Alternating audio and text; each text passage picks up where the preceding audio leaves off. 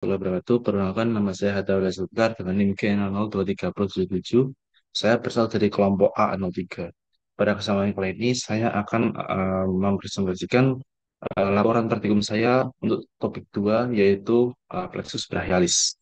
Kalau seorang pemain tenis mengalami cedera pada lengan atasnya. Hal ini menurut dokter pemeriksa berpengaruh ke dalam sebuah syaraf pada ujung lengan yang bernama plexus brachialis. Sebagai mahasiswa ya kedokteran Budiman yang belajar anatomi, coba jelaskan tentang plexus brachialis. Pertama, apa itu plexus brachialis dan apa fungsinya? Eh, Plexus brachialis adalah pangkal dari serabut-serabut saraf yang berasal dari medulla spinalis yang mempersarafi ekstremitas superior. Plexus brachialis berasal dari ramus anterior radix saraf C5 sampai T1. Plexus brachialis adalah sebuah jaringan saraf dari tulang belakang yang berasal dari belakang leher meluas ke aksila. Nah, plexus brachialis dibentuk oleh penyatuan dari kelima bagian saraf, yaitu dimulai dari lima rami ventral dari nervus spinal. Rami tersebut akan bercabang membentuk tiga trunkus, yaitu trunkus superior, inferior, dan juga trunkus medialis. Plexus brachialis dibentuk dari nervus spinalis atau akar spinalis, yaitu penggabungan dari akar-akar ventralis dan dorsalis. Ventralis itu motorik, dorsalis itu sensorik. Ketika akan melewati foramen spinalis.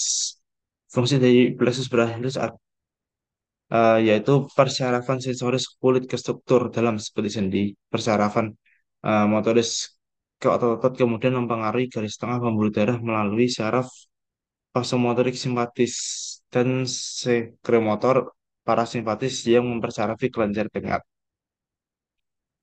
Oke, itu yang kedua.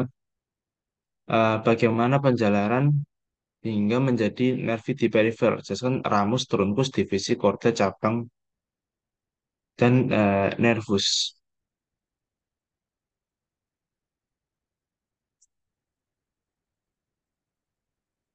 Oke, plexus brachialis adalah jaringan saraf yang terletak di daerah leher dan bahu. Ini adalah salah satu plexus saraf utama dalam tubuh manusia. Plexus brachialis tanggung jawab atas inervasi otot dan kulit lengan atas dan sebagian dari lengan bawah. Proses pembentukan plexus brachialis melibatkan serangkaian struktur yang berurutan, yaitu ramus, trunkus, divisi, korda, dan akhirnya cabang saraf atau nervus. Berikutnya ada untuk ramus itu sendiri. Ramus adalah cabang-cabang saraf yang berasal dari akar spinal. Nah, dalam konteks plexus brachialis, ramus spinalis C5, CN7, 8, 9, dan T1 sering disingkat menjadi C5 sampai T1 adalah yang terlibat. Hmm, C5 sampai T1 adalah yang terlibat.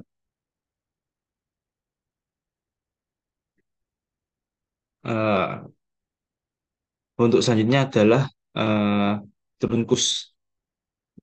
Ramus spinalis C5 sampai T1 bergabung bersama-sama untuk membentuk tiga trunkus utama, yaitu trunkus superior, trunkus tengah atau trunkus medius dan trunkus inferior. Nah, trunkus superior itu terdiri dari ramus C5 sampai C6, medius itu C7 dan inferior C8 sampai T1. Selanjutnya adalah divisi atau divisiones. Divisi. Setiap trunkus mengalami pembagian menjadi dua divisi, yaitu divisi anterior, divisi dan divisi posterior. Jadi ada total 6 divisi dalam Presbyahelis itu 3 divisi anterior dan 3 divisi posterior. 3 divisi anterior, satu, 2, 3, dan 3 divisi anterior, satu, 2, 3, dan 3 divisi posterior. Satu, 2, 3. Selanjutnya adalah korda. Korda. Divisi-divisi anterior dan posterior ini kemudian bergabung untuk membentuk korda utama. Korda-korda ini diberi nama berdasarkan lokasi yang terdapat arteri utama dalam plexus brachialis, yaitu arteri axillaris, arteri dan korda. yaitu arteri aksilaris. Nah, korda-korda tersebut ada tiga. Yang pertama korda lateralis, medialis, dan juga posterior. Lateralis, medialis, dan juga posterior. Untuk korda lateralis itu C5 sampai C6 posterior. Eh, Korda medialis C7 dan korda posterior itu C8 sampai T1. Dan yang terakhir adalah cabang nervus. Korda-korda ini akan memberikan cabang cabang saraf yang inervasi otot dan kulit lengan atas dan sebagian dari lengan bawah. Beberapa contoh cabang nervus yang muncul dari plexus brachialis meliputi nervus musculus cutaneus, nervus mediana, maksudnya nervus medianus, nervus radialis, dan nervus ulnaris. Terus selanjutnya, apa saja nervus yang keluar dari plexus brachialis?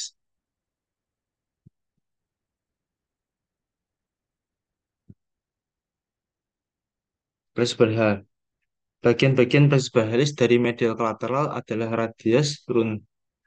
radius, trunki, eh, eh, maaf, tadi eh, s- di soal sebelumnya sudah dibahas ya. Bagian plexus radialis dari medial ke lateral adalah radius, trunki, divisi, dan fasciculi. Semua nerve utama yang bersyaraf ekstremal seberat berasal dari plexus brachialis.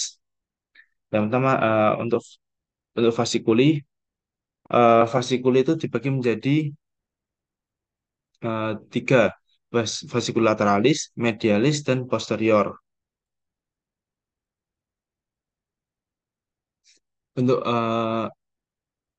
Untuk fasciculi lateralis adalah hasil dari penggabungan divisi anterior trunki, superior, dan medius hingga memiliki kontribusi C5 sampai C7. Fasciculus medialis berada di medial dari arteri axillaris bagian kedua dan merupakan kelanjutan dari divisi anterior truncus inferior.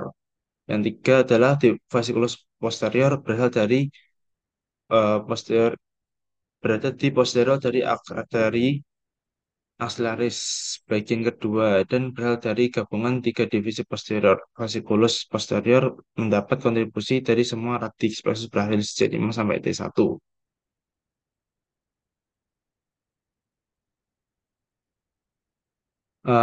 Untuk selanjutnya adalah menurut fungsi apa saja muskulus yang dinervasi oleh nervi yang keluar dari plexus brachialis.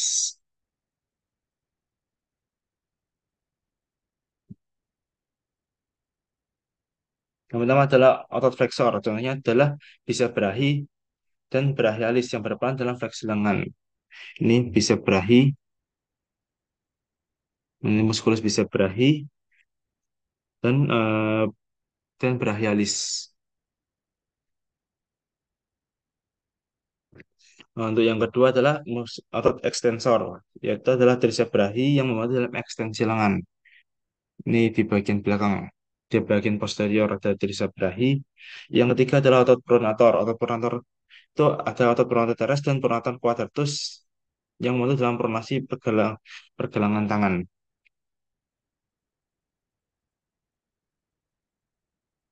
Di sekitar sini pronator teres dan pronator quadratus.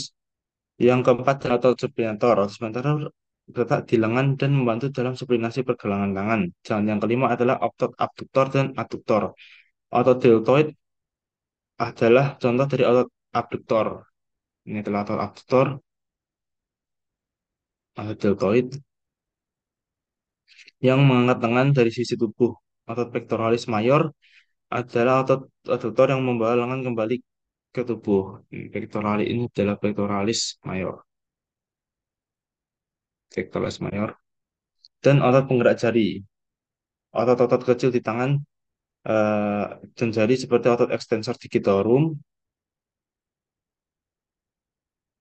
eh, dan flexor digitorum superficialis membantu dalam gerakan jari. Yang ketujuh adalah otot eh, dan untuk otot sendiri berfungsi sebagai stabilisator. Otot seperti rotator cuff yaitu terjadi supraspinatus, infraspinatus, teres minor dan subscapularis untuk menjaga stabilitas bahu. Eh, Mungkin itu saja yang dapat saya sampaikan. Untuk kurang lebihnya, mohon maaf dan terima kasih.